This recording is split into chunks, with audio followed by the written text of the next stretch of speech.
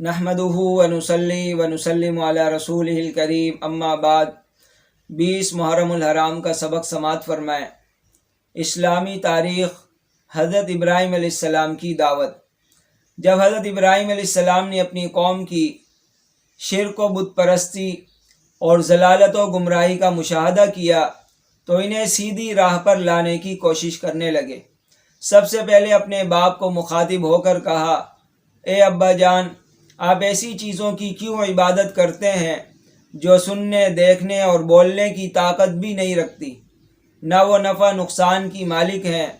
وہ چیزیں تو بذات خود بے بس اور لاچار ہیں، ان میں اپنے وجود کو بھی باقی رکھنے کی طاقت نہیں ہے۔ ایسی چیزیں دوسروں کے کیا کام آ سکتی ہیں؟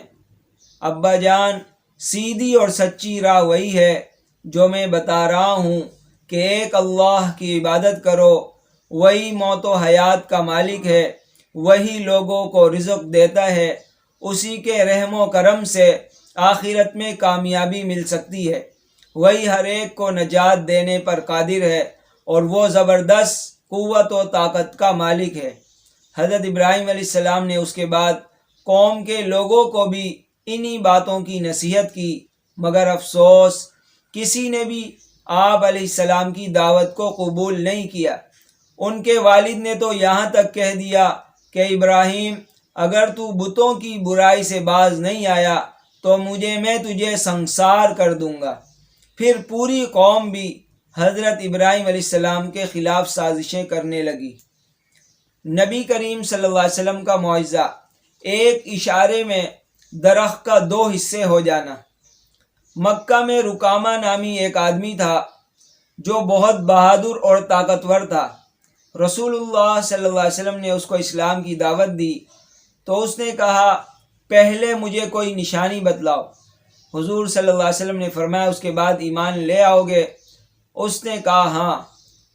قریب کانٹوں کا ایک درخت تھا جو بہت ہی گنجان اور شاخوں والا تھا۔ حضور صلی اللہ علیہ وسلم نے اس کی طرف اشارہ کر کے فرمایا، ادھر آ۔ تو اس درخت کے 2 حصے ہو گئے، ایک حصہ اپنی جگہ رہا اور دوسرا حصہ حضور صلی اللہ علیہ وسلم کے سامنے آ کر کھڑا ہو گیا۔ رکانہ بولا، ایسا ہے تو اس کو حکم دو کہ واپس چلا جائے۔ تو حضور صلی اللہ علیہ وسلم کے اشارے پر وہ درخت کا حصہ واپس چلے گیا۔ جب وہ دونوں حصے آپس میں مل گئے تو حضور صلی اللہ علیہ وسلم نے رکانہ سے کہا، ایمان لے آؤ، لیکن وہ ایمان نہیں لایا۔ ایک فرض کے بارے میں اپنے گھر والوں کو نماز کا حکم دینا۔ قرآن پاک میں اللہ تعالیٰ کا ارشاد ہے، آپ اپنے گھر والوں کو نماز کا حکم کرتے رہیے اور خود بھی نماز کے پابند رہیے۔ ہم آپ سے روزی طلب نہیں کرتے، روزی تو آپ کو ہم دیں گے، اور اچھا انجام تو پرہیزگاری ہی کا ہے۔ آگے ایک سنت کے بارے میں اللہ تعالیٰ سے رحم طلب کرنا۔ اللہ تعالیٰ سے رحم طلب کرنے کے لیے اس دعا کا اہتمام کرنا چاہیے۔ یہ دعا حضرت موسیٰ علیہ السلام نے کوہ طور پر جاتے وقت پڑھی تھی، انت ولینا فاغفر لنا وارحمنا وانت خیر الغافرین۔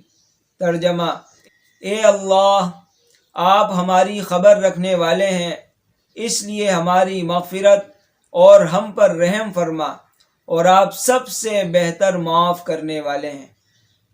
ایک اہم عمل کی فضیلت، دوزخ سے نجات کا ذریعہ۔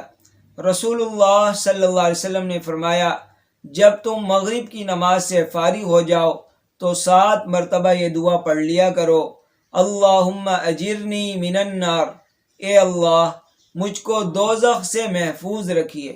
جب تم اس کو پڑھ لو اور پھر اسی رات تمہاری موت آ جائے تو دوزخ سے محفوظ رہو گے، اور اگر اس دعا کو 7 مرتبہ فجر کی نماز کے بعد بھی پڑھ لو اور اسی دن تمہاری موت آ جائے تو دوزخ سے محفوظ رہو گے۔ ایک گناہ کے بارے میں کسی پر جھوٹا الزام لگانا۔ قرآن پاک میں اللہ تعالیٰ کا ارشاد ہے، جو لوگ مسلمان مردوں اور مسلمان عورتوں کو بغیر کسی جرم کے الزام لگا کر تکلیف پہنچاتے ہیں تو یقیناً وہ لوگ بڑے بہتان اور کھلے گناہ کا بوجھ اٹھاتے ہیں۔ دنیا کے بارے میں دنیاوی زندگی ایک دھوکہ ہے۔ قرآن پاک میں اللہ تعالیٰ کا ارشاد ہے، اے لوگو، بے شک اللہ تعالیٰ کا وعدہ سچا ہے، پھر کہیں تم کو دنیاوی زندگی دھوکے میں نہ ڈال دے اور تم کو دھوکے باز شیطان کسی دھوکے میں نہ ڈال دے۔ یقیناً شیطان تمہارا دشمن ہے، تم بھی اسے اپنا دشمن ہی سمجھو۔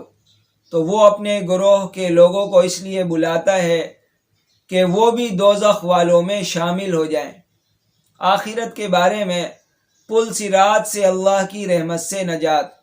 رسول اللہ صلی اللہ علیہ وسلم نے فرمایا، قیامت کے دن لوگوں کو پل صراط پر سوار کیا جائے گا تو وہ اس کے کنارے سے اس طرح سے گریں گے جس طرح پتنگے آگ میں گرتے ہیں۔